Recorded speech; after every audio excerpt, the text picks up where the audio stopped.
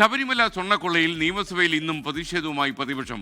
നിയമസഭാ കവാടത്തിന് മുന്നിൽ ഇപ്പോൾ പ്രതിപക്ഷ അംഗങ്ങൾ ബാനറുകളും പ്ലക്കാർഡുകളും ഉയർത്തി മുദ്രാവാക്യം വിളിക്കും. അപ്പോൾ വിളിച്ചുകൊണ്ടിരിക്കുക അവർ കേട്ടോ. ഇവിടെ നിന്ന് പ്രകടനമായി അവർ സഭയ്ക്കകത്തേക്ക് കയറി ചെല്ലുമെന്നാണ് തീരുമാനം. ജിബിൻ JB നിയമസഭാ കവാടത്തിൽ നിന്ന് തത്സമയം ചേരുന്നു. ഇപ്പോൾ നിയമസഭാ കവാടത്തിൽ പ്രതിപക്ഷ നേതാക്കന്മാരെല്ലാവരും അയ്യപ്പൻ്റെ സ്വർണം കട്ടവർ, അമ്പലം വിഴുങ്ങികൾ എന്നൊക്കെ പറഞ്ഞുള്ള പ്ലക്കാർഡും പിടിച്ച് അവരങ്ങനെ നിൽക്കുകയാണ്. ജിബിൻ, വിശദാംശങ്ങൾ പറയും. അല്പസമയം മുമ്പാണ് പ്രതിപക്ഷ MLA-മാർ സഭാ കവാടത്തിന് മുന്നിൽ ഇത്തരത്തിൽ പ്രതിഷേധം ആരംഭിച്ചത്. ഇന്ന് ഇവിടെ നിന്ന് ഈ സഭാ കവാടത്തിന് മുന്നിൽ ഒത്തുകൂടി ഇവിടെ നിന്ന് പ്രതിഷേധ പ്രകടമായാണ് അവർ സഭയ്ക്ക് അകത്തേക്ക് പോകുക. ഇന്നും ശബരിമല സ്വർണ്ണക്കൊള്ള വിഷയം മുൻനിർത്തിക്കൊണ്ട് പ്രതിഷേധിക്കാൻ തന്നെയാണ് പ്രതിപക്ഷത്തിന്റെ തീരുമാനം. കാരണം കഴിഞ്ഞ ദിവസം പ്രതിഷേധിച്ചതിന് തൊട്ടു പിന്നാലെ കോടതിയുടെ ഭാഗത്തുനിന്ന് ഒരു നിരീക്ഷണം ഉണ്ടായിരുന്നു. SIT-യുടെ അന്വേഷണം മുന്നോട്ട് പോകുന്നത് ശരിയായ ദിശയിൽ തന്നെയാണ്. സങ്കീർണമായ ഒരു കേസ് ആയതുകൊണ്ടുണ്ടാകുന്ന സ്വാഭാവികമായ പ്രശ്നങ്ങൾ മാത്രമാണ് ഉള്ളതെന്ന് ആണ് പറയുന്നത്. പക്ഷേ അതുകൊണ്ട് തന്നെ അത് പ്രതിഷേധം, ആ രീതിയിലൊരു പ്രതിഷേധം ഇന്ന് എങ്ങനെയാണ് മുന്നോട്ട് കൊണ്ടുപോകുന്നത് നമുക്ക് MLA-മാരോട് തന്നെ ചോദിക്കാം. KK രമ MLA ഇപ്പോൾ 24-നൊപ്പം ചേരുകയാണ്. MLA, കഴിഞ്ഞ ദിവസം കോടതിയുടെ ഭാഗത്തുനിന്ന് ഒരു നിരീക്ഷണം ഉണ്ടായി.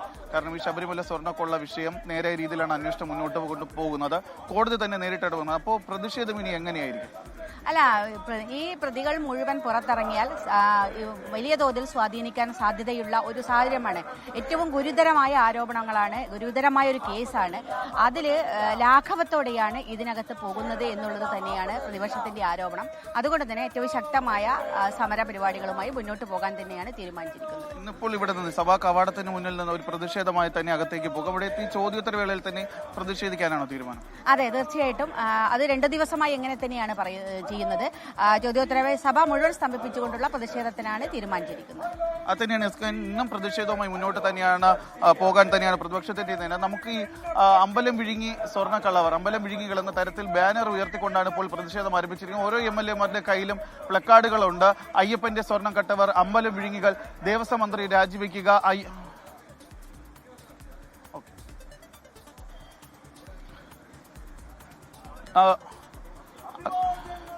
അത്തരത്തിലുള്ള പ്രതിഷേധമായാണ് ഈ അയ്യപ്പന്റെ സ്വർണം കട്ടവർ, അമ്പലം വിഴുങ്ങികൾ എന്ന തരത്തിലുള്ള ബാനർ ഉയർത്തിക്കൊണ്ടാണ് ഇപ്പോൾ പ്രതിഷേധം. PC വിശ്വനാഥ് MLA ഇപ്പോൾ ചേരുകയാണ്.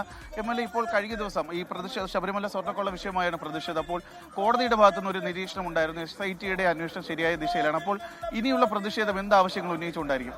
ഒന്ന്, മുൻ മന്ത്രി കടകംപള്ളിയുടെ എതിരായ മൊഴി വന്നിട്ടുണ്ട്.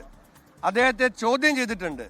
SIT ചോദ്യം ചെയ്തിട്ടും കടകംപള്ളിയെ സംരക്ഷിക്കുന്നത് ഈ സർക്കാരാണ്. എന്തുകൊണ്ട് അദ്ദേഹത്തെ അറസ്റ്റ് ചെയ്യുന്നില്ല?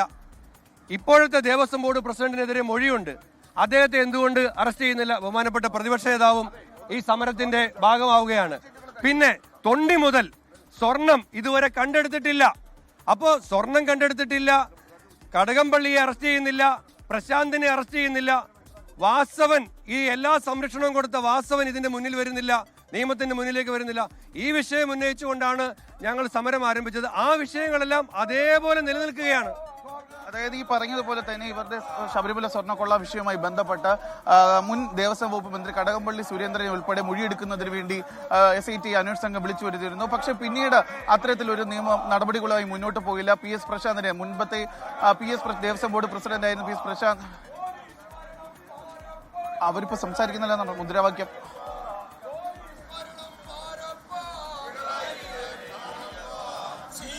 ലോകത്തെവിടെയായാലും ഏത് സമയത്തും 24 വാർത്തകളും ഓഗ്മെന്റഡ് റിയാലിറ്റി പാക്കേജുകളും എക്സ്പ്ലെയിനറുകളും വിശദമായി കാണാൻ ഞങ്ങളുടെ YouTube ചാനൽ നിങ്ങൾക്ക് സബ്സ്ക്രൈബ് ചെയ്യാം.